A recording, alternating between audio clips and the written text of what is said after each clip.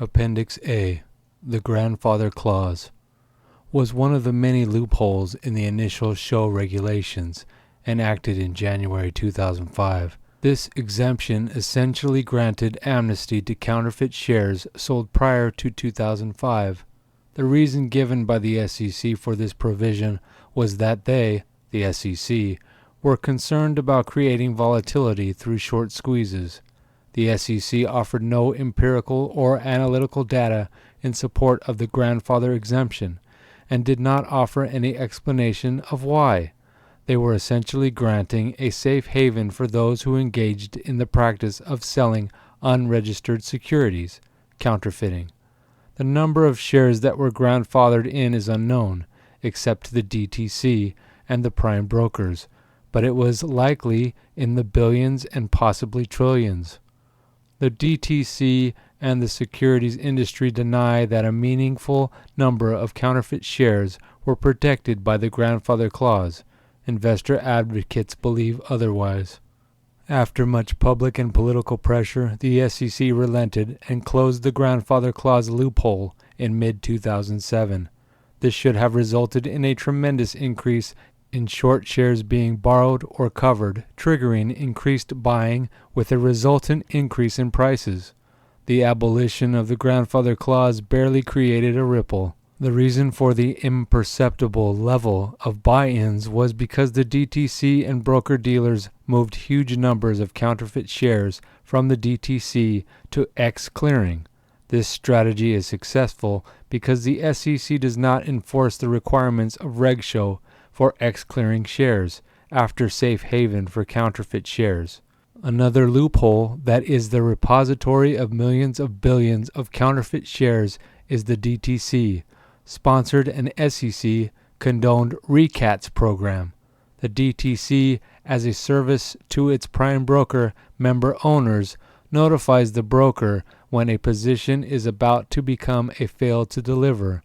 The broker may send the position out of the DTC by transferring it overseas or doing a match trade with another party. The position may be required to the DTC where the account is marked to market value and all of the time requirements of naked shorting are reset. The cycle can be repeated as often as is necessary to keep the positions naked. With loopholes like these, it is delusional to think that show or anything else done to date is going to have a meaningful impact on counterfeiting. It is also denial to think that the promulgation of illogical rules and the non-existent enforcement by the SEC is not aiding and abetting the counterfeiting of massive amounts of stock in U.S. companies. Appendix B, the options maker exemption, is a loophole that is often abused and is a readily available source of a large number of counterfeit shares. Options trading and abuse thereof is incredibly complex, with many layers of instruments and trading strategies, i.e. straddles, married trades, derivatives, etc. It is far more complex than the simple puts and calls that most investors are familiar with. The fundamental tenet of this loophole is that an options trader may utilize equities, stock, to hedge a trading position. Options traders rarely own any shares in companies they are trading options in. Consequently, the regulators allow the trader to keep his position neutral by offsetting it with an equity transaction. For example, let's say an options trader writes a put contract for a stock that is near or in the money. The trader, by writing this contract, is agreeing to purchase the shares from a third party at a specific price. Let's say $10 for the sake of this example. If the stock price plummets to $5, the contract will be put to the trader, forcing him to buy the stock for $10 at a loss of $5. The trader protects himself by selling a naked short at the time he writes the put contract. By doing that, under our example, he has made a $5 profit on the naked short that offsets the $5 loss on the option contract. This is considered a legitimate hedge, and the naked short sale is allowed per the options maker exemption. This exemption is fraught with opportunities for abuse. Once the underlying put contract expires, little effort is made to collect the naked short shares that were sold initially. They tend to remain permanently in circulation. The shorts may repurchase huge put contracts for long positions they don't own. For the cost of the put, they have caused the stock of a victim company to be flooded with counterfeit shares from the options trader, thereby driving the price down even more. It is important to understand that virtually all of the broker-dealers are also options traders, so it is all in-house. Also important is that in 2000, the enforcement responsibility for these transactions was split between the SEC and the Commodities Futures Trading Commission. Each agency seemingly relies on the other, and, as a consequence, there is virtually no enforcement in this area. Rampant abuse is the predictable result.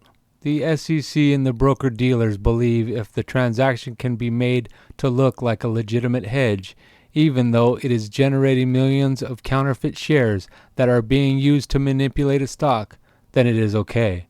The system is easy to game. Let's say there is a play on involving a consortium of shorts, which includes a number of broker-dealers to crush a stock by flooding the market with counterfeit shares. The play works as follows.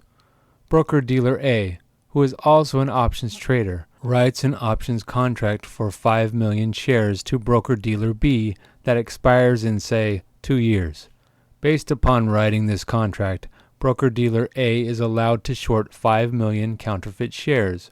Broker-dealer B writes the same contract to broker-dealer A, except it expires in 2 years and 1 day. The extra day fools the regulators and the broker-dealer's compliance department into believing this is not a matched trade.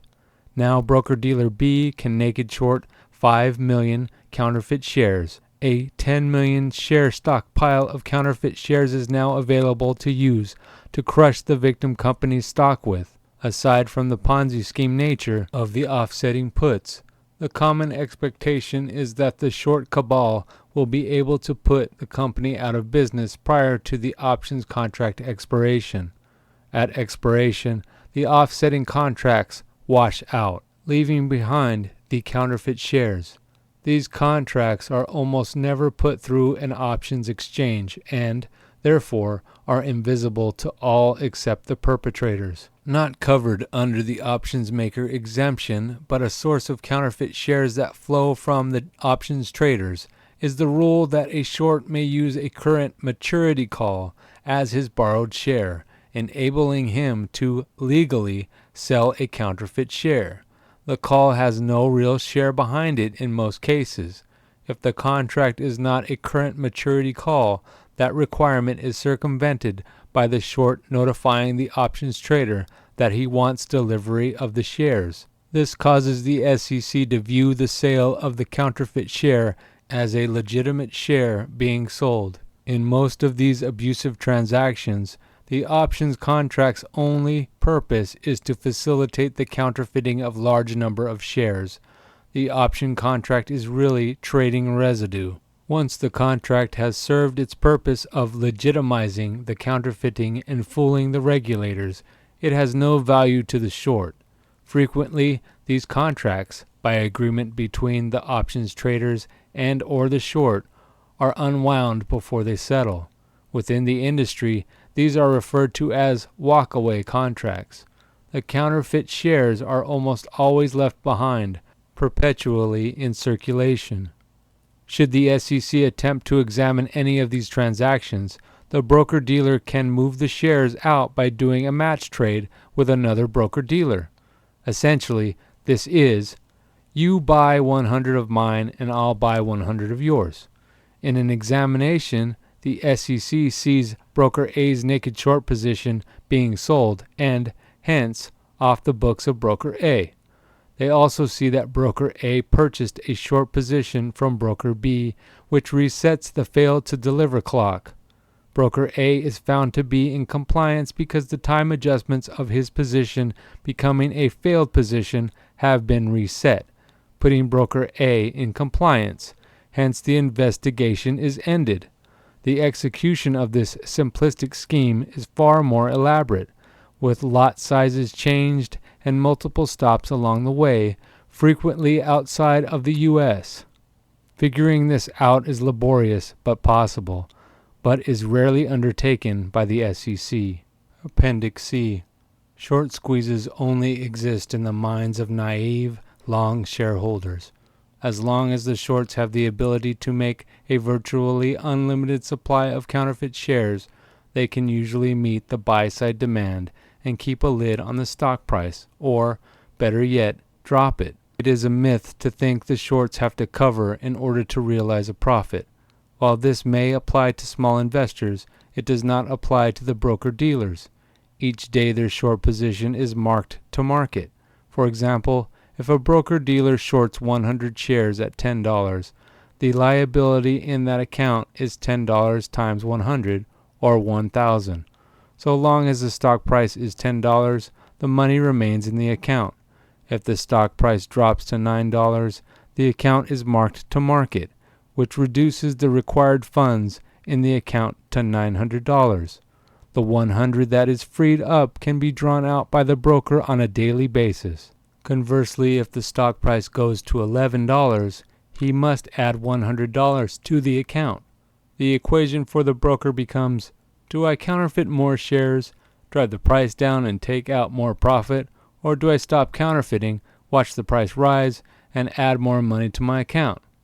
Morality rarely enters into the decision-making process. Situations where the broker-dealers join with large hedge funds to attack a small mid-sized company are less likely to see covering, even if the stock price gets away from them on a short-term basis. Good company news or earnings are shorted into keeping a lid on the stock while driving down the multiple. They are very patient, well-financed, and have the ability to wait until the company stumbles, then they attack. They can also attempt to hurt the company's business and earnings utilizing the devices explained in this text. For these reasons, short squeezes in emerging companies almost never occur. When attacks involve very large victim companies that are extremely solid and profitable, the shorts may cover these positions because the stock of these companies is too widely traded to manipulate for a long period of time. The short attack on Apple that occurred in early 2008 is likely a case in point. The practice of wholesale counterfeiting of stock that has made short squeezes obsolete began in earnest in the mid-90s. Initially, attacks were done in the fringe markets, i.e. over-the-counter or companies that appeared to be easy victims. It was so easy and so much money was flowing into hedge funds, broker-dealers, that the game was expanded and moved up to the fringe exchanges, particularly those whose rules and enforcement apparatus allowed the manipulations to be done from the shadows. The regional exchanges became a haven for shorts that continues to this day. Up to this point, the overwhelming majorities of companies were too weak to fight back and frequently went out of business. The attacks moved up the exchange food chain and became increasingly large and vicious, targeting good companies that happened to stumble following a favorable run up in stock price. By 2008, targets included companies such as Bear Stearns, Lehman Brothers, and Apple. This degradation of our capital markets could only exist because of the seriously flawed and compromised enforcement apparatus that starts with the Congress and ends with the broker-dealers who are violating, on a large-scale basis, the rules they are supposed to be enforcing. Even if the SEC wanted to aggressively investigate large-scale manipulative trading, they are seriously hampered because they are still a paper-based organization. Requested trading records are delivered in the form of truckloads of paper tickets, with the promise of more truckloads if need be. The electronic capabilities of the SEC to receive, process, and analyze data is decades behind Wall Street's. Appendix D. Bankrupting the victim company. It is not necessarily the end of the play. This case is an illustration of how Wall Street can effectuate the takeover of a victim company for nothing. Pending or contemplated litigation prohibits identifying the victim company or the broker-dealers, but this occurred earlier this decade. According to Jim Cramer, The perception of unfavorable industry conditions gave license to the shorts to attack the industry. The events, trading patterns, and the precipitous drop in our example's stock price is indicative of a massive short attack. However, the definitive information is locked within the DTC. Our example had about 40 million shares issued and outstanding, and with a large debt load and good but declining earnings, they were a prime short target. Naked shorting was rampant and largely invisible then. Consequently, the environment was conducive for wholesale counterfeiting of the stock. It is not known what the exact extent of the shorting was, but assume it was 50 billion shares for the sake of this illustration. The stock price dropped from over $25 to under $2 just prior to the bankruptcy filing. Assuming it was shorted all the way down at an average price of $15, the potential profit by the shorts would be $0.75 billion. According to court documents, concurrent with the decline in the stock price, a group of investment bankers who had shorted the stock began buying participations in the victim's senior credit debt. Typically, the investment bankers were purchasing portions of the original bank debt at a deep discount. Large credit facilities are typically spread among a consortium of participating lenders. The investment bankers, by controlling the senior debt, were in a position to monitor and facilitate, if necessary, the filing of bankruptcy. A high degree of confidence by the investment bankers that bankruptcy was likely would give their prop desks a high degree of comfort that the counterfeit shares would never have to be covered or be taxed. The potential profit from the short sales would be enough to purchase the discounted senior debt and still have a sizable sum left over. The investment bankers controlled the financial fate of the company by virtue of being the senior creditors.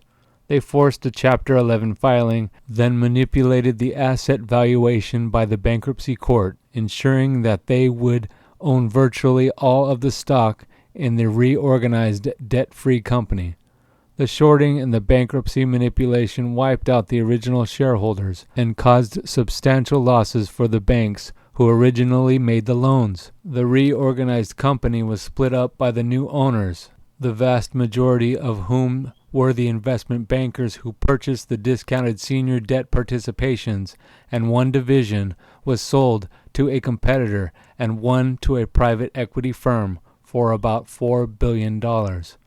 The investment bankers made billions of profits on little or no net investment as a result of allegedly manipulating the stock price and the valuation of the bankrupt estate. Manipulative naked shorting and bankruptcy fraud are alleged, and both are illegal. Appendix E. Crashing the stock occurs when the price is getting away from the shorts, or when it is time to knock the price down so short positions can be covered at a profit. The short mindset relative to trades that are going bad is entirely different from a long investor. A long investor typically will cut his losses by reducing his position in a stock that is moving away from him. The short reacts differently. It is important to remember that so long as the stock price is remaining flat or dropping, the short has little net investment. Further, he has access to a virtually unlimited supply of shares that are free as long as he can keep the price from going up. A recent case involves an emerging technology company that was allegedly being shorted by a group of B-tier shorts that included a West Coast brokerage firm. The broker had a 1 million share short position with an estimated short price of $11. Despite 60 to 90% of the daily sales being short, the stock price had increases to $18, putting the broker upside down by $7 million. A crash of the stock was implemented and, in a matter of days, drove the price down to $13. The regional broker contributed an estimated additional 250,000 short shares to help drive the price down.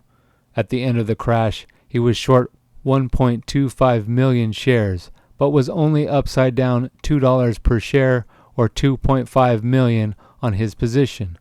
By throwing more shares at a position going bad, he was able to improve his position.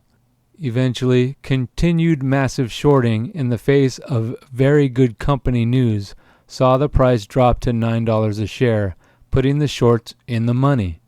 The shorts do this repeatedly and eventually drive the long buyers out. Then they may cover some of their open positions or take profit out by marking to market. Rarely do they get caught out of this strategy. One of the more flagrant crashes involved CROX in December 2007. The company manufactures a line of quirky casual footwear that caught on with the American public and small investors who bought the stock in droves. The stock split and climbed almost exponentially during the summer and fall of 2007, despite being shorted heavily the whole time. By December, the stock price was $75 and the shorts were seriously upside down. At that point, Crocs had 80 million shares issued and a typical daily trading volume of 3 to 4 million shares, which included significant short selling. On December 1st, 2007, Crocs released quarterly earnings that were in line with guidance but were 2 cents short of street expectations. The shorts crashed the stock on this supposed bad news. In a single trading day, 60 million shares traded, almost all counterfeit. The shorts, by the sheer volume of their selling and buying, took complete control of trading, aided by the abolition of the uptick rule. The SEC recently dropped the rule that short shares could be sold on upticks, thereby allowing shorts to pile on massive quantities of shares very quickly. They dropped the stock price from $74 to $47 in a matter of hours. This huge volume was probably the result of a short down laddering. At the end of the day, the shorts sold, say, 50 million short shares, but if they were buying from themselves and covering open short positions, they ended up with a relatively small net increase in the number of short shares in their portfolio. They profited on all trades that day as they dropped the price $27, and they may have improved the value of their remaining portfolio by $27 a share. Because they covered many short shares before the trade settled, there were few fails to deliver created. So long as the short shares sold fit into one of the many loophole exemptions and fails to deliver are not created, the enforcement agencies don't seem to view this overt manipulation as illegal, or choose not to prosecute them. Appendix F. Frivolous investigations of victim companies by the SEC is a surefire way to drop the stock price. In 2004, the shorts allegedly compiled a list of approximately 10 target companies they actively and aggressively attacked.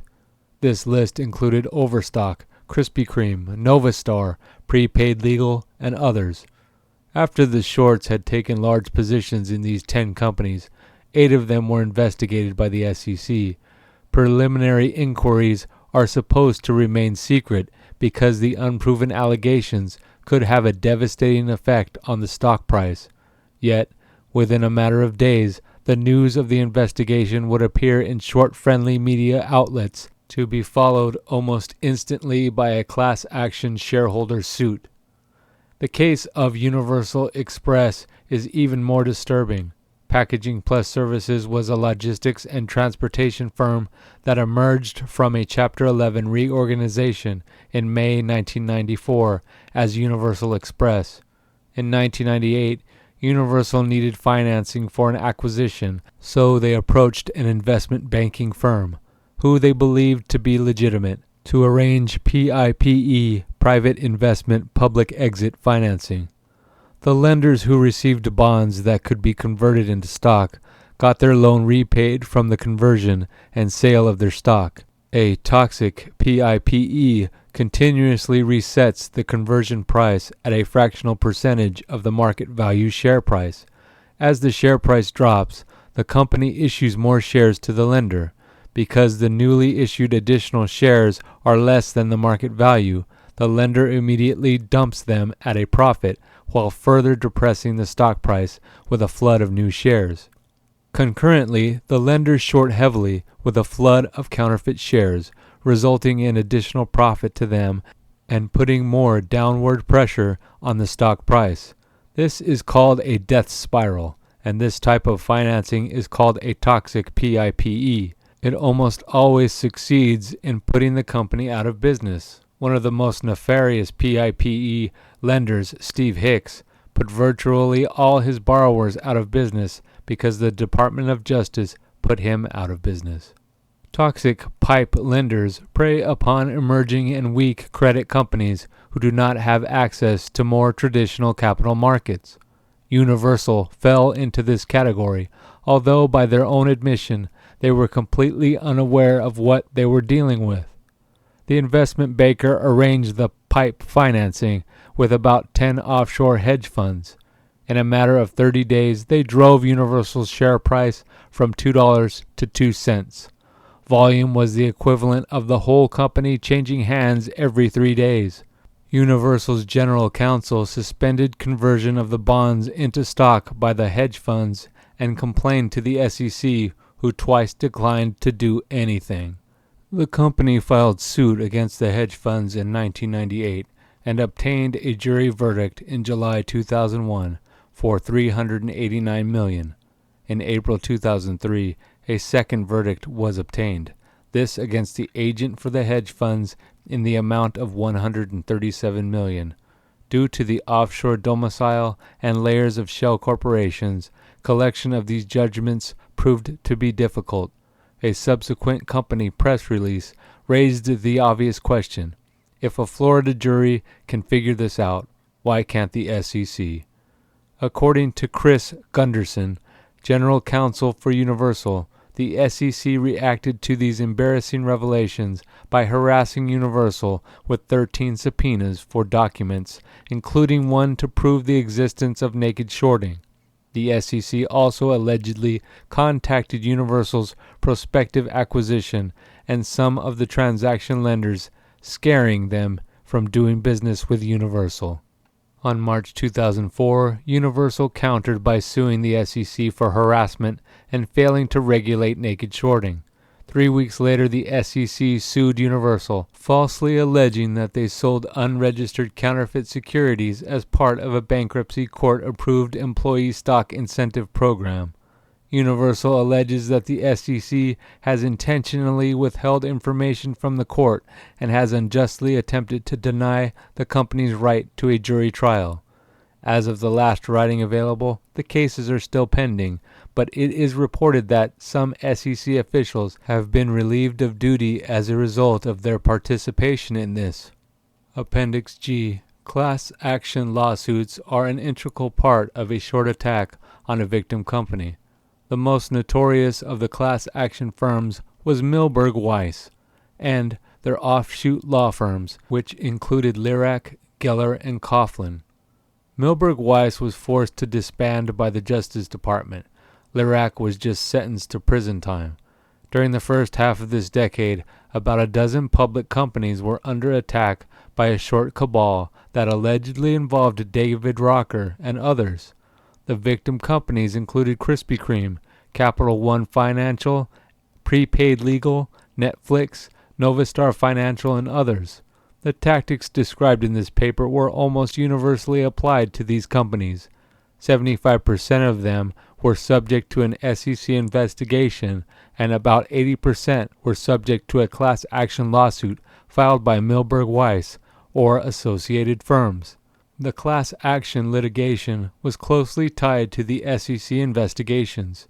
Given that SEC preliminary investigations are supposed to be confidential, the timing of the investigations and litigation is remarkable. The litigation filing was invariably accompanied with much media coverage. This contributed to the onslaught of negative media coverage that accompanied the heavy volume downladdering of the stock price, making the manipulation look like a sell-off. Milberg used paid professional plaintiffs as the lead plaintiff in their class action suits. They also used contingent-free expert witnesses. Both of these practices are illegal and have been successfully prosecuted by the Justice Department. Recently, Milberg individually entered a plea bargain agreement that resulted in incarceration. Appendix H. Pulling margin from long customers during a short attack serves two purposes. Obviously, the flood of shares that are forced sales help drive the price down, which aids the short cause in general. More important, for the broker-dealers who clear for their retail customers at the same time they shorted against them, it creates a built-in source of cheap shares from which they can cover their open short positions. Some of the broker-dealers short against their retail customers from their proprietary trading desks or prop desks. These are trades owned by the broker-dealer, and, while they are not illegal, ethical questions certainly exist. The retail customers who may be purchasing long investments that are being pushed by the broker-dealer's retail network have no inkling that the broker is taking a large short position contrary to the investor's position. With the encouragement of easy margin credit, i.e. 30% equity, the retail customers load up on stock and margin debt. The broker-dealer, in concert with other shorts, may crash the stock by flooding the board with counterfeit shares, dropping the stock price.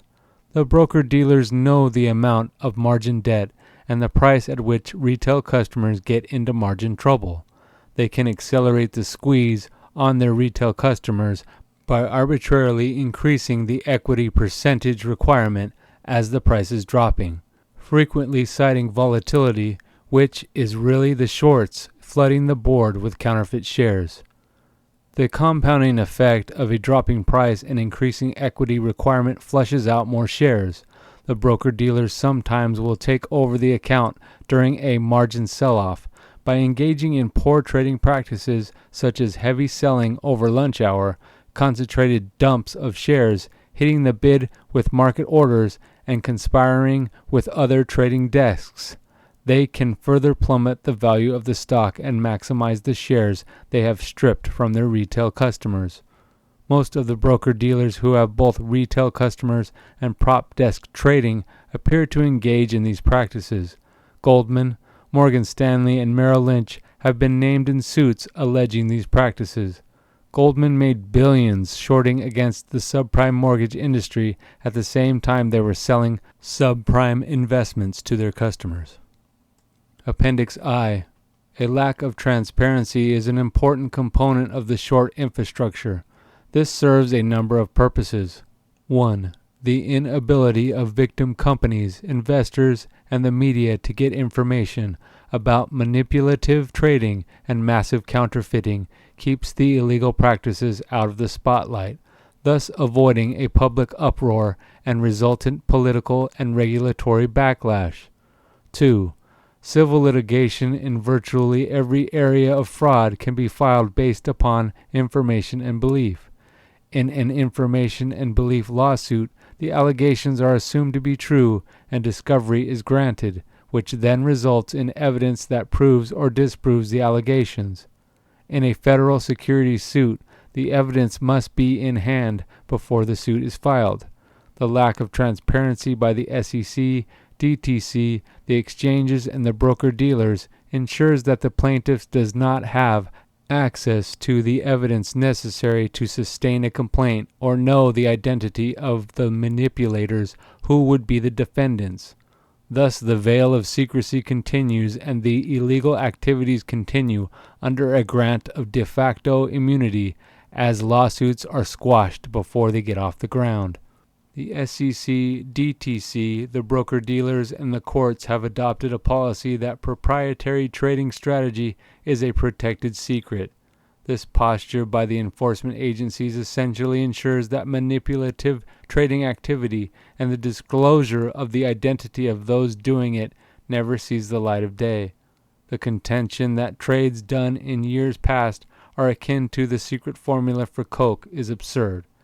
It is really an excuse for engaging in a cover-up of sometimes illegal and manipulative activity that is facilitated by a veil of secrecy that is tolerated by the SEC and frequently advanced by the courts.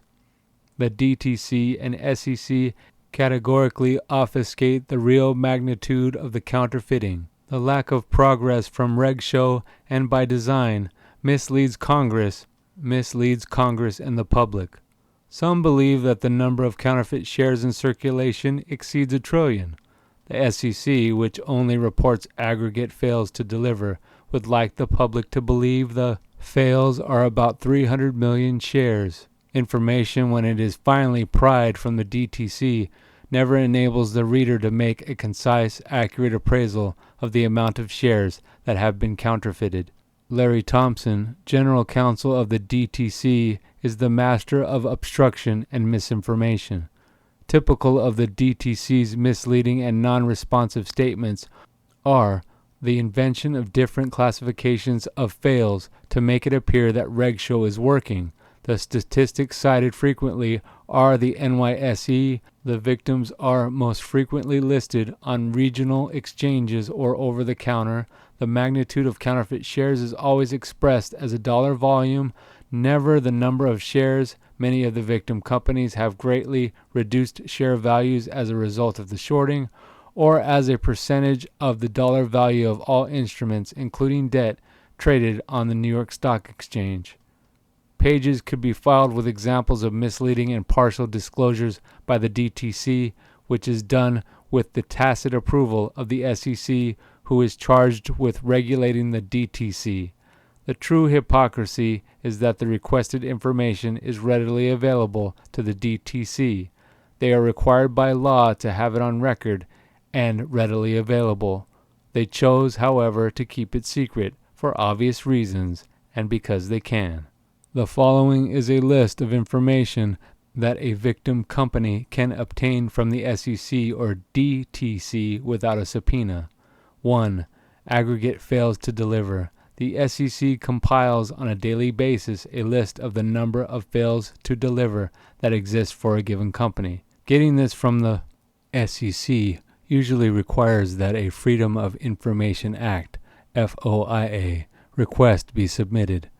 The SEC has been dilatory at best when processing this information.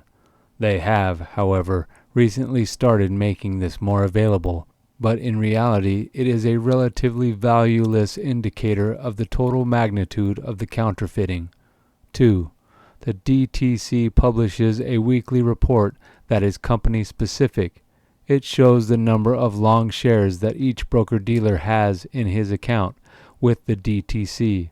The ending daily balance and the weekly change are tabulated. This is available to the company, but not investors who are not in the securities industry. The following is a partial list of the information that is not available to the company or its investors without a subpoena. 1. The DTC and the SEC invented another classification for the fail to deliver real shares by the settlement date. It is called an open position, and by inventing this new, unreported, and not illegal classification, they have reduced the number of reported fail to deliver shares. An open position is a trade that has gone beyond the T+3 and not had a share delivered. Positions may remain open until the other broker demands delivery. If the brokers are operating collusively, the demand is not made. This would be similar to law enforcement declaring that murders with knives and clubs no longer fall in the reported category of homicides, hence the reported homicide rate dropped significantly. Opens are not tracked and reported as an indicator of short sales that have no real shares behind them. 2. The aggregate amount of naked short shares is not reported anywhere by anybody. The aggregate counterfeit shares that are ex-clearing in accounts of the broker-dealers but not in the DTC are not investigated or tabulated by the SEC. Hence, there is no disclosure. 4. Investors are not able to obtain evidence that shares have been pulled from their accounts and put into the stock land, or if locates have been sold by the broker against shares in their account. 5. The identity of those who are counterfeiting shares is not disclosed anywhere. 6. The identity of who is short in a company is not disclosed, which is the opposite of the disclosure requirement for long investors who hold large positions in companies. The percentage of sells that were disclosed short on a daily basis may be reported, but it is not always available. What isn't reported is the daily naked short, the daily mismarked tickets, the amount of the disclosed short that is backed up with naked options, and the options that have served as borrowed shares and have expired and not been replaced or bought in. This obstruction of disclosure is not accidental. The DTC does it because they are protecting its owners, the broker-dealers, from public criticism, regulatory action, and most importantly, civil litigation. The DTC's zealousness and arrogance in fighting any and all attempts to obtain disclosure, be it with subpoena, public disclosure, or regulatory requirement, is well documented. To date, they have been quite successful. The obstructionist posture of the SEC is less explainable than the DTC and is every bit as effective. The Securities Act of 1933, which remains the cornerstone body of securities law in the United States, is clear. The Act uses the phrase protecting investors 106 times. It is also clear that selling unregistered counterfeit securities is illegal, as is stock manipulation, and that the SEC is the federal agency charged with enforcement. What the SEC has done is cast a blind eye to transgressions with the securities industry, promulgated rules, sometimes illegally, that create an infrastructure of loopholes and secrecy that the securities industry can navigate with little difficulty and little fear of prosecution, perpetrate and actively fight efforts for additional disclosure that would open the door for civil litigation, and, with the lobbying assistance and political contributions of the securities industry, attempted to consolidate jurisdiction at the federal level and consolidate enforcement power with the SEC. The exchanges make virtually no disclosures regarding the activities of their member brokers. Listed companies do not get any information about the identity and amounts of counterfeiting that is going on. Complaints by investors or companies are investigated by the self-regulating exchanges in secrecy. The most flagrant manipulations are frequently whitewashed, and the participants are almost never prosecuted or reprimanded. The reward for complaining companies is to have the exchange reduce the already sketchy level of disclosure. The reward for complaining investors is a scathing "how dare you" personal attack, followed by stonewalling and non-acknowledgement of follow-up complaints. Appendix J. Federal securities law is stacked in favor of the securities industry, making meaningful civil litigation impossible. When coupled with the decided lack of federal criminal action, it means the industry has little fear of recrimination for transgressions. The industry is very influential with Congress, and, as a result, legislation is very pro-industry, and legislation that is originally written to curb industry abuses becomes so watered down that the intended purpose isn't served. Virtually every other kind of civil litigation can be filed based upon the plaintiff's information and belief that a fraud has been committed. There must be reliable information that supports the allegations being made, but it does not have to be evidence on a level that would support a judgment. Assuming the information and belief complaint is properly crafted, the court initially assumes the allegations to be truthfully made and allows the plaintiff to move forward with discovery. The necessary evidence can be then uncovered with subpoenas and depositions. Based upon the evidence uncovered and presented, the court makes a ruling. Securities law is virtually the only area of the law that does not follow this practice. The fact that the SEC, DTC, the exchanges, and the broker-dealers operate in secrecy means the victim companies cannot get any information regarding the identity and magnitude of the counterfeiting or manipulation of their stock. Hence, federal securities lawsuits are frequently dismissed before discovery begins. Another feature of federal securities litigation, when the defendants file a motion to dismiss as their answer to the complaint, all discovery is halted. Without the benefit of discovery and the resultant evidence, the motion to dismiss is granted and the suit is over before it starts. The federal racketeering statute, RICO, is often applied to civil litigation. It involves a criminal enterprise committing certain illegal acts, predicate acts, multiple times. The criminal enterprise can be an individual, company, or group thereof. It is designed to prosecute groups who engage in repeated patterns of criminal behavior. Civil RICO awards are triple damages plus legal fees. It applies to almost all types of fraud except federal securities fraud. The cabal of shorts who collusively attack multiple victim companies utilizing the same illegal tactics is a textbook example of a RICO criminal enterprise engaged in multiple predicate acts. The securities industry managed to exempt themselves from civil RICO litigation during the Clinton administration. The statute of limitations for federal securities litigation is relatively short, typically 2 years from knowledge or 5 years from the committing of the fraudulent act. Common law fraud typically ranges from 5 to 10 years. The secrecy of the industry and its regulatory apparatus compounds the problem of the relatively short statute of limitations. States have their own securities laws that generally offer a more level playing field for investors and victim companies. The difficulty for investors suing Wall Street in state court is that the suit is limited to 49 individual plaintiffs. More plaintiffs cause the suit to be a class action, and it is removed to federal court, where it is governed by federal securities law.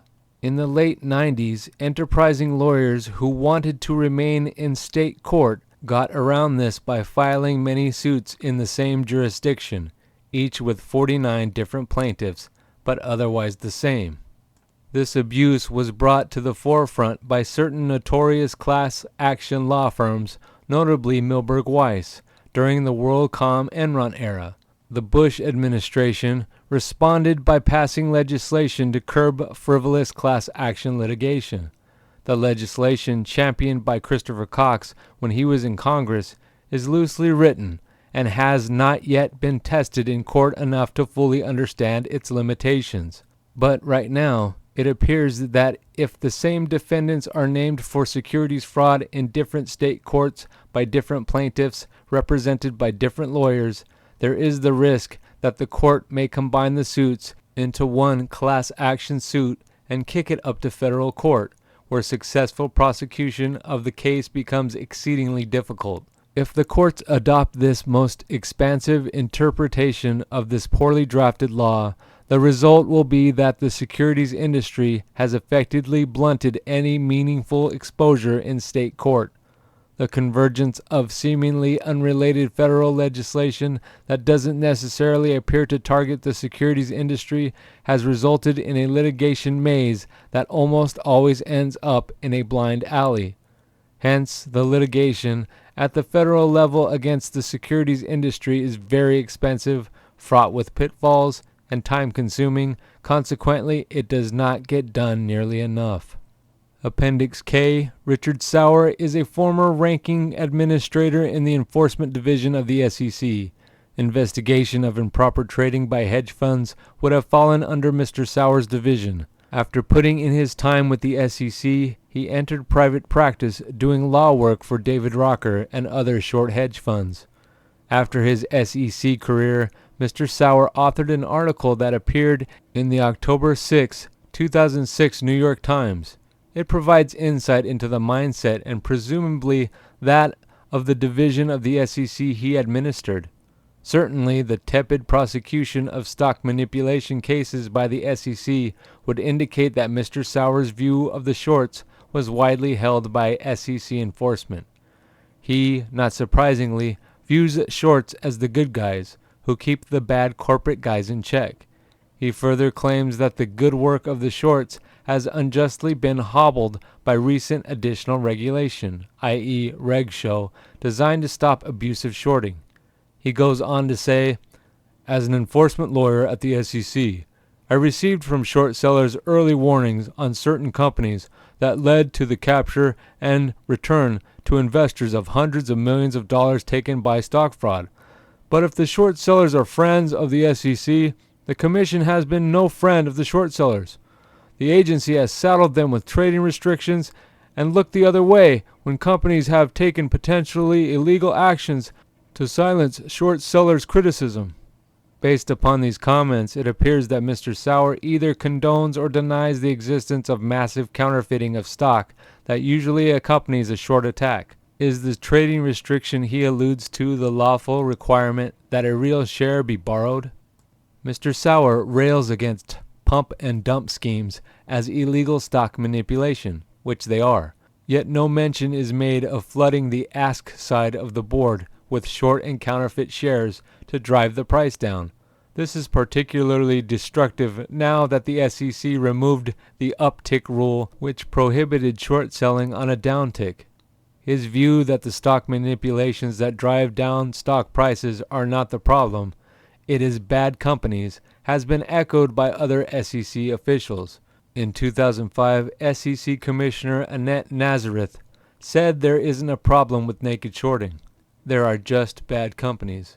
This attitude would explain why there is little meaningful enforcement against short hedge funds and the broker-dealers for stock manipulations. The disturbing part is the SEC has the authority and the tools to determine whether shares have been counterfeited and markets manipulated. If the assertion by the SEC that there are only bad companies is correct, then why do they make the evidence completely unobtainable? Every company, whether poorly run or superbly managed, is entitled to not have their stock counterfeited and its price manipulated. Patrick Byrne of Overstock, when a short suggested he spend less time being concerned about the massive counterfeiting of his company's stock and more time running the company, replied, "Are you telling me that if I ran a better liquor store, you would stop robbing it?" Appendix L.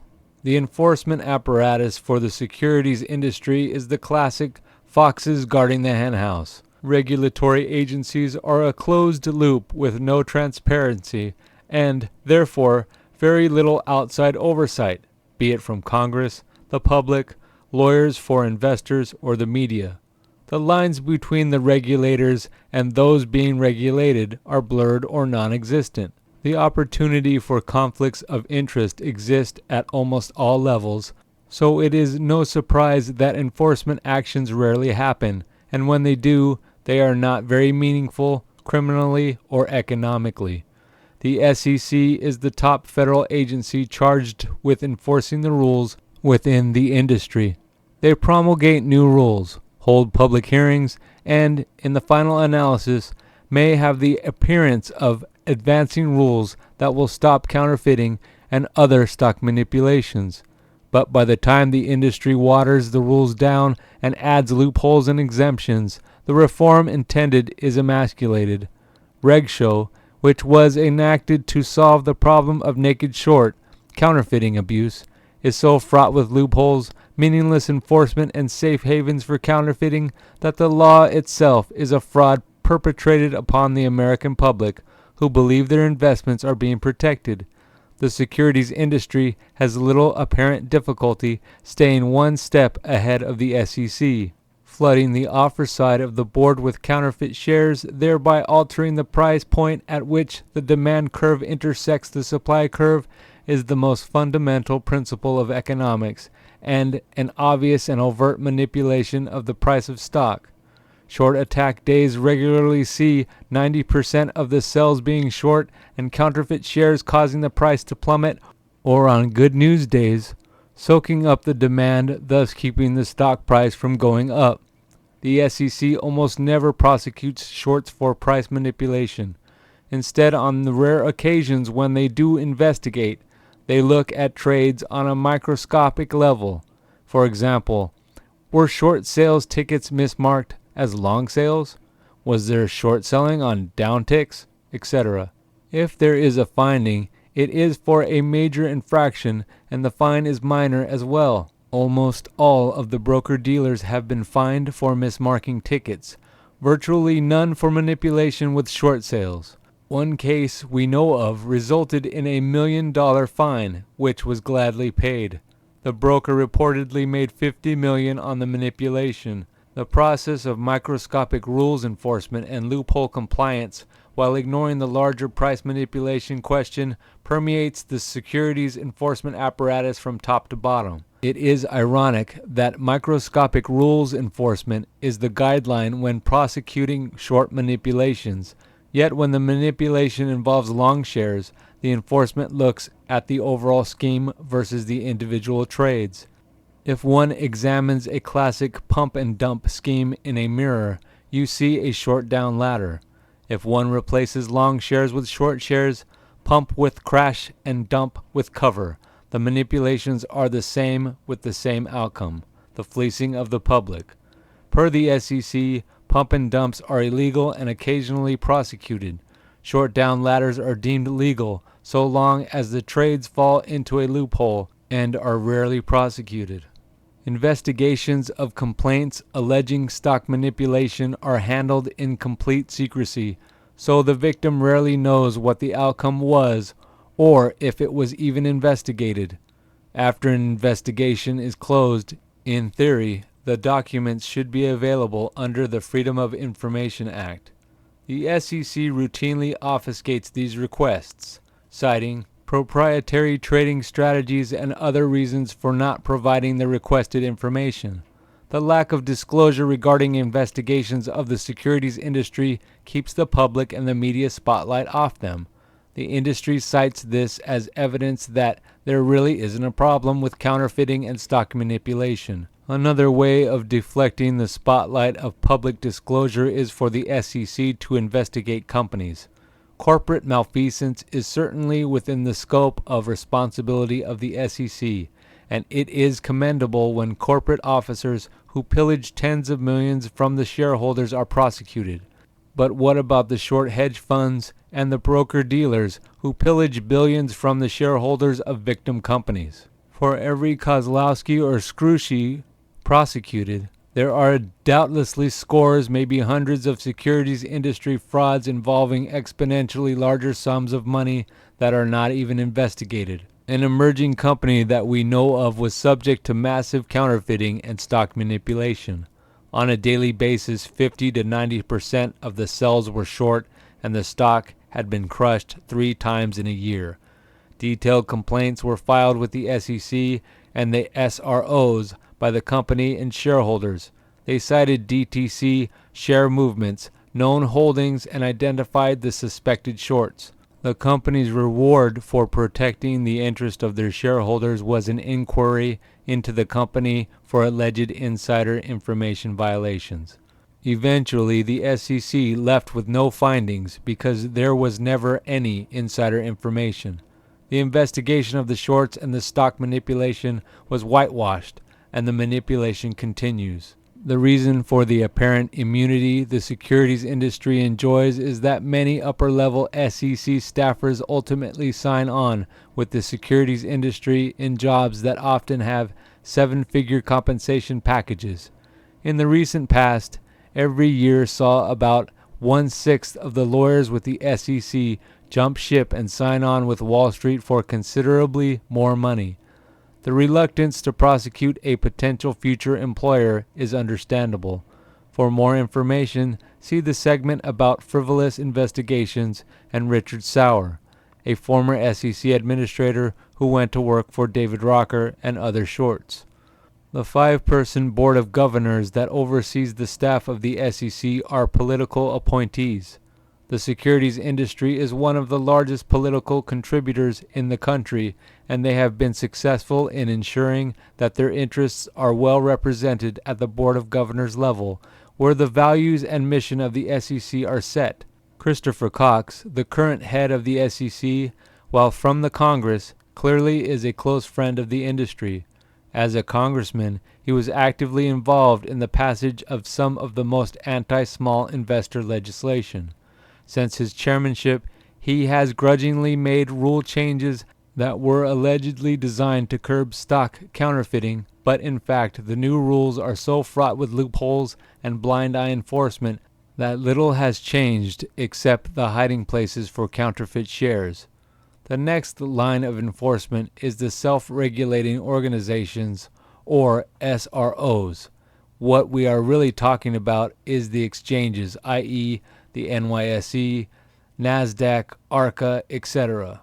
They are supposed to monitor trading to protect against illegal activities. Their enforcement is also on the microscopic level. Consequently, they don't view trading days where, in the face of good news or no news, 90% of the sells are naked or disclosed short as a manipulation. Rather, they look at whether naked shorts fit into one of the many loopholes, i.e. market maker exemption, special exemption, options trader exemption, etc. They also do little investigation to determine if locates or borrowed shares are valid. Trading tickets are mismarked, shares are fails to deliver, etc. Should infractions be found, they are treated as minor transgressions, and the larger issue of whether the shorts are collusively attempting to manipulate the stock is never meaningfully examined and prosecuted. The reason for the SRO's lack of enthusiasm in protecting small investors is the same as the SEC's. Upper management of the SROs, who are extremely well compensated, are from the industry or friends of the industry. It is the large Wall Street firms who provide the revenue necessary to pay the exorbitant salaries. The ARCA exchange was owned by Goldman and others prior to its acquisition by the New York Stock Exchange Group. It is probably not an accident that the ARCA is among the most lax in enforcement and allegedly contributes almost 3/4 of the New York Stock Exchange Group's bottom line. The last line of enforcement is the broker-dealers, who are supposed to make sure their customers follow the rules. Unfortunately, it is the broker-dealers who provide the majority of counterfeit shares for the shorts, be it their hedge fund customers or their own proprietary trading desk. This activity purportedly generates 8 to 10 billion annually for the broker-dealers, so it is probably safe to say that enforcement will be on the underside of zealous. The enforcement apparatus, top to bottom, operates in secrecy with little outside oversight, is systematically fraught with conflict, and has insignificant punitive consequences. Consequently, and not surprisingly, there is little meaningful enforcement of the securities industry. Appendix M. Buying political influence is just another line item expense for Wall Street. Large amounts of money from the securities industry are targeted for key influential politicians who can favorably influence legislation that is good for the industry and frequently bad for the small investor. The overall political strategy for the industry is to have all securities matters at the federal level. There are several reasons this strategy is effective. 1. The body of securities law at the federal level is so skewed against the small investor, meaningful litigation against Wall Street is virtually impossible. 2. The regulatory apparatus, which in descending order is the SEC, the exchanges, and the prime brokers, is seriously compromised. Top to bottom, they regulate in secrecy, and the informal financial incentive system tends to reward those who look the other way. 3. The federal courts and the regulatory apparatus have bought into the securities industry's proposition that crooked trading is proprietary trading strategy and should be kept secret. They use this excuse to deny FOIA requests, seal court records, which means it is not available for subsequent cases, and generally keep some egregious behavior out of the public spotlight. This political strategy works because the benefit to politicians, money, is concentrated and specific, and the opposition, small investors, is unaware, unorganized, dispersed, apathetic, and unfinanced. Legislation and rules promulgation that is actually flagrantly pro-industry and anti-small investor is spun to make it look like Congress and the regulators are actually doing something constructive, when they are really obfuscating.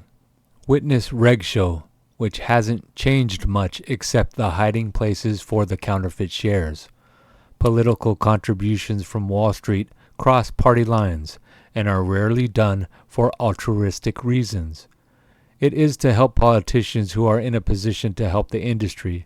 The securities and investment industry, which includes brokers, hedge funds, and private equity firms, had the sharpest increase in political giving of any sector since 2004, up 91%. In 2007, at the presidential congressional level, keeping with their policy of backing the winners, Democrats received 57% and Republicans 43%. Presidential candidates Barack Obama, Rudy Giuliani, and Hillary Clinton were the three largest recipients of Wall Street money. Senator Christopher Dodd, while not a real presidential contender, does chair the Senate Banking Committee, was right behind Mitt Romney, himself a former Wall Street investment banker, and ahead of John McCain. As of October 29, 2007, the largest securities industry contributors included Goldman Sachs, Morgan Stanley, UBS, Merrill Lynch, and others.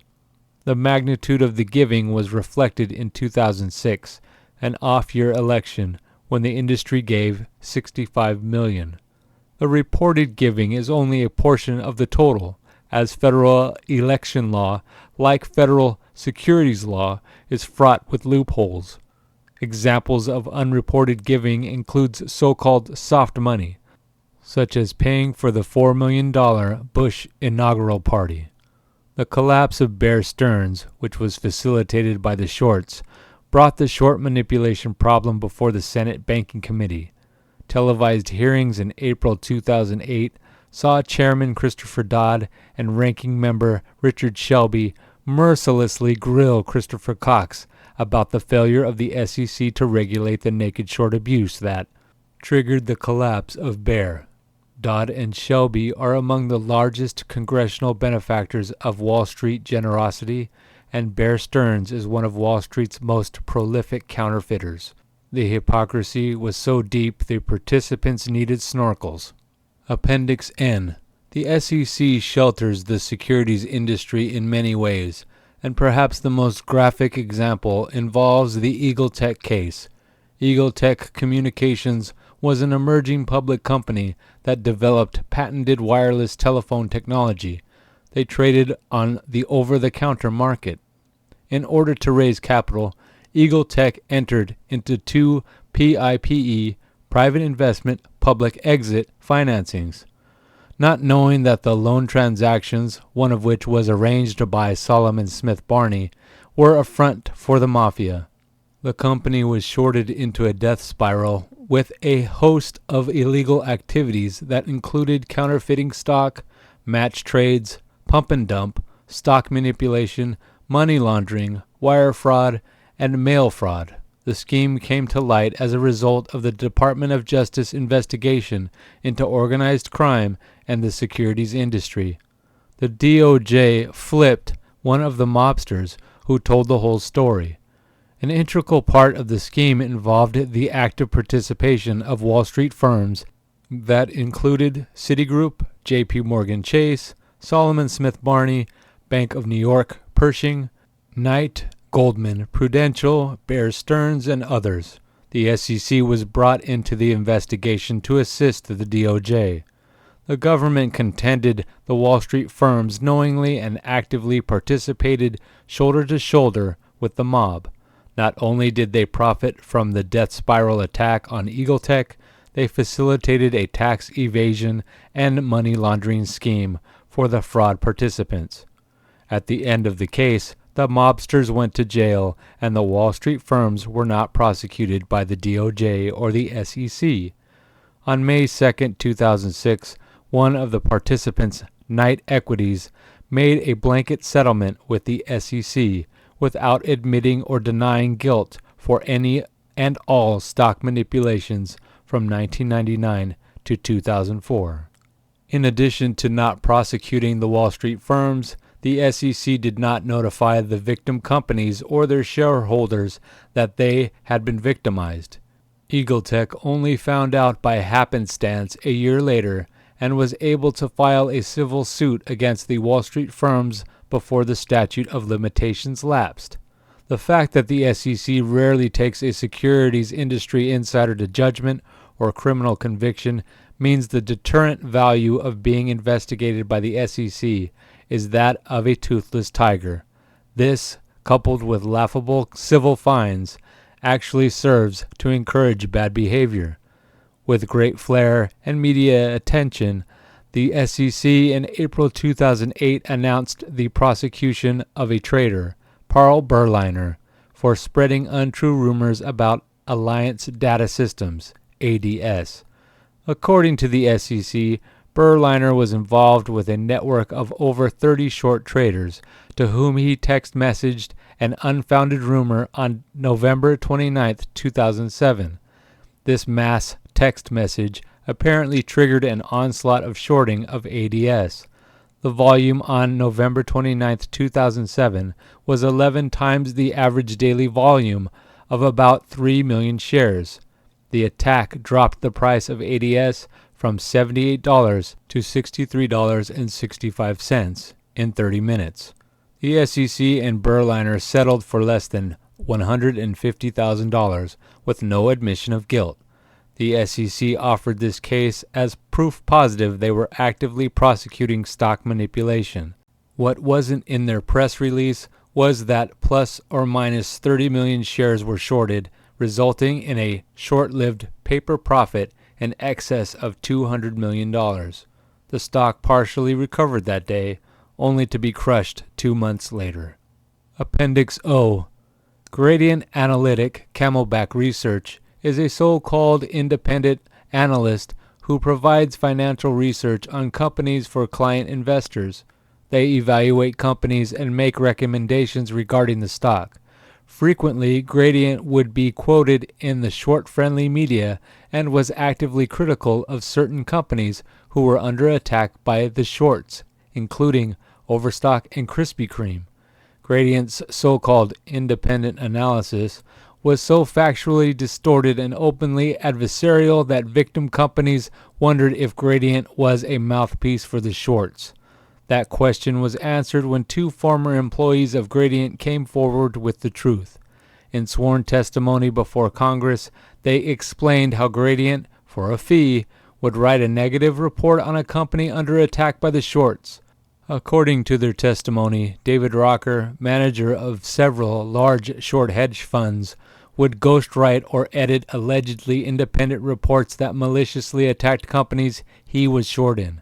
He would dictate the timing of the release of the report to coordinate with other prongs of attack and was instrumental in getting the Gradient report excerpts published in media outlets whose reporters formerly worked for Rocker and Jim Cramer at TheStreet.com. The San Francisco office of the SEC, which apparently relied on Rocker Gradient information in their investigations of victim companies, was embarrassed enough in early 2006 to issue subpoenas for Gradient's records that involved David Rocker, Jim Cramer, the media, and the shorts. The resulting furor was quickly extinguished when Christopher Cox, chairman of the SEC, withdrew all subpoenas pending an internal review of the SEC's policy regarding the First Amendment right to free speech. Jim Cramer ripped up his subpoena with theatrical disdain on his afternoon television show. Several months later, Christopher Cox gave Gradient a complete buy, reasoning that Gradient was protected by the First Amendment. This decision by Cox left most security lawyers scratching their heads. Criminal activity is not protected by the First Amendment, and there was sworn congressional testimony about potential criminal activity. Appendix P. Confessions of a Paid Stock Basher. Today I want to come clean about something I feel very badly about. I cannot undo some of the things I've done, but hopefully this message will prevent other such occurrences in the future. I'm a paid basher. Yes, it is true. Today, in my last day at this company, I'm moving on to a new job. I've realized that there are more dignifying jobs out there that can pay me equally as well. But before I go, I want to explain a few things because this just isn't right, and I won't feel good about myself until I expose this sham. It's hurt too many people, and I don't want it on my conscience anymore. I can no longer live with a lie. I work for a company called Global Calumny Funds in Stamford, Connecticut. Basically, it's a boiler room much like the one in the movie of the same name. The idea behind my group is to bash the price of a company's stock down low enough to where the group of investors who retain our company's services can buy the stock really cheap and perhaps even take it over altogether. There are approximately 70 people at the company divided into several groups. My group, consisting of 5 people, is responsible for IDWD. While I probably shouldn't give any names of anyone working here now, what the heck, I'm leaving here. So what can they do? Sue me? Ha! I can tell you that Laptop Trader and Janice Shell were part of my group until he left last week, as was Nina Turtle. Others who have been part of this include early bashers like Hard Data and Investor Man. You may be interested to know that some hipsters such as MoneyMade and even Data Tech have also been part of this scam. More on that later. There are several companies engaged in the bashing business. Ours is not the only one. However, I can tell you that not every basher in here is a paid basher. Having done this for a year, I can usually tell who is a paid basher and who is merely someone having a little fun. While unpaid bashers have a different motive than someone like me, they can be unwilling accomplices to helping me achieve my ultimate goal, and they also spread rumor and confusion throughout a room, which also helps me. What is that goal? Well, I'm merely a cog in a much larger machine, so my bosses never really explained the big picture to me, but I'd say essentially, Shadow Watch 2003 was right. There are several companies who are quite familiar with Jim Bishop and Janice Shell and who are deathly afraid of them. There are 3 types of bashers here at Global Calumny Funds: advanced, intermediate, and beginner. An advanced level basher, also known as the Silver-Tongued Devil, would spread false or misleading information about the company. They would deal in facts, countering every Long's post with articles, news reports, and opinion surveys that gave a negative impression about the company. An intermediate level basher, also known as a serpent, would try to weasel their way into the confidence of Longs and create doubt, using rumor or innuendo. Finally, a beginning level basher, also known as a pitchfork, would attempt to create confusion in the room by distracting other posters with satire, name-calling, and pointless arguments. The idea was to make sure no serious discussion of the stock could take place. A pitchfork was usually a basher, but not always. Sometimes we'd throw in a hipster pitchfork such as MoneyMade and Laptop and a pumper like DataTech to create the illusion of an argument going on. What was really funny, in a perverse way I guess, was that DataTech and I sat next to each other, laughing the whole time. I was a serpent basher because I am known for effective bashing based on solid facts and truth. I was paid a base wage of $18 an hour for my services. I was given a $1.25 bonus for every decent quality post over 100 per day, as well as a monthly bonus of $100 for every penny the stock had dropped from the previous month. I was also paid a bonus for bashing on weekends. While this may not sound like much, I made a decent, though dishonorable paycheck, plus a nice laptop with free wireless internet connection. Each of us sat in a small half cubicle in a cluster with our teammates. Each group, usually about 5 people, was made up of 3 beginners, 2 who would bash and 1 would hype, 1 intermediate and 1 advanced level basher. Occasionally, for some of the hotter stocks, one of the beginners would be replaced by an intermediate depending on how much the stock was rising. IDWD was a low-level stock, meaning it got the 311 configuration. Honestly, though, somehow I get the feeling that WV Hillbilly may have worked for a basher company or knows someone who does, because the fund websites he occasionally posts is eerily similar to our employers' websites. Well, not exact. I'd say it's about 90% the same.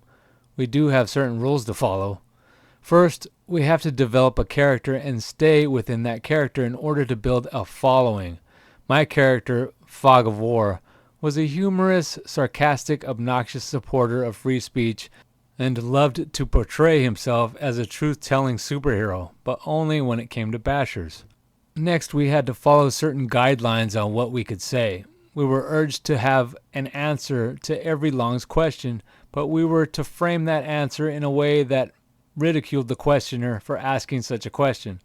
However, we were never to use profanity or vulgarity because that would cause people to ignore us. We were to make fun of people, but in a civil way. The idea was to get play, i.e. reaction from the posters. The more play we got, the more the room would be disrupted. Ignored posters get no play. One exception would be the hipsters, since they were defending the stock against our onslaught. They got a little more leeway.